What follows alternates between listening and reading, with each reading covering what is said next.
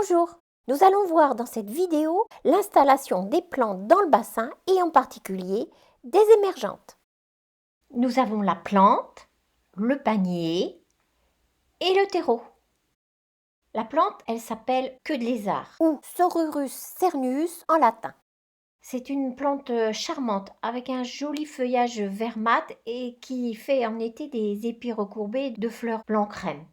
Alors, un panier. Pourquoi un panier? Parce que la vigueur des plantes aquatiques rend la plantation en pleine terre ingérable. Nous vous recommandons donc fortement d'utiliser des paniers aquatiques. Le panier aquatique, ses caractéristiques. C'est un pot avec une multitude de petits trous qui permettent les échanges entre la terre du pot et l'eau du bassin. Et ce qui fait que les plantes jouent un rôle de filtration.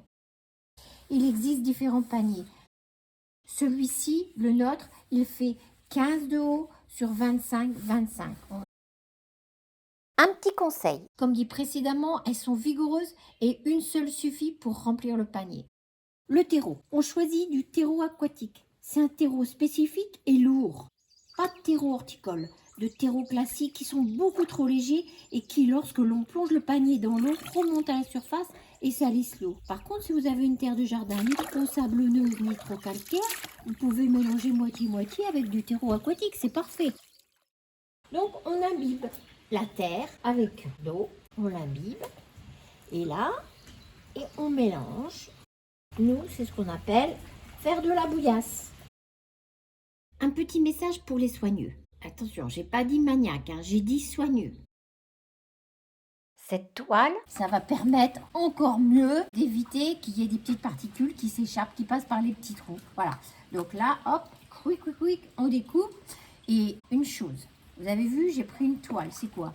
Un vieux torchon, un vieux drap. C'est-à-dire c'est quelque chose qui est perméable et qui à un moment donné va se décomposer. Mais ça n'a aucune importance parce que à ce moment-là, la plante aura développé son système racinaire et pourra retenir la terre dans le panier. Mais c'est surtout ce qu'il ne faut pas faire, c'est mettre par exemple ce genre de choses, c'est-à-dire un plastique, une bâche, un morceau de bâche, plus aucune fonction d'épuration puisque la plante elle est d'un côté et l'eau elle est de l'autre. Et en plus à un moment donné la plante elle sera saturée et elle ne pourra plus pousser et elle va décliner. Ça c'est pas bon. Ou alors aussi ce qui n'est pas bon, c'est ça, du géotextile et qui va empêcher la plante d'avoir un système d'épuration. ensuite, On met la terre, on tasse un peu, on fait un trou dans la terre au centre du pot. Pour installer la plante, dépliez bien les racines pour qu'elles se développent sur tout l'ensemble du pot. Et voilà. Il suffit ensuite de positionner le panier dans le bassin à la hauteur conseillée pour la plante. cette hauteur, c'est la distance entre le haut du pot et le niveau d'eau. Par exemple, cette queue de lézard, elle a une profondeur de plantation conseillée entre 0 et -20 sous l'eau. Cela veut dire que cette plante peut être immergée jusqu'à 20 cm d'eau à partir du haut de son pot.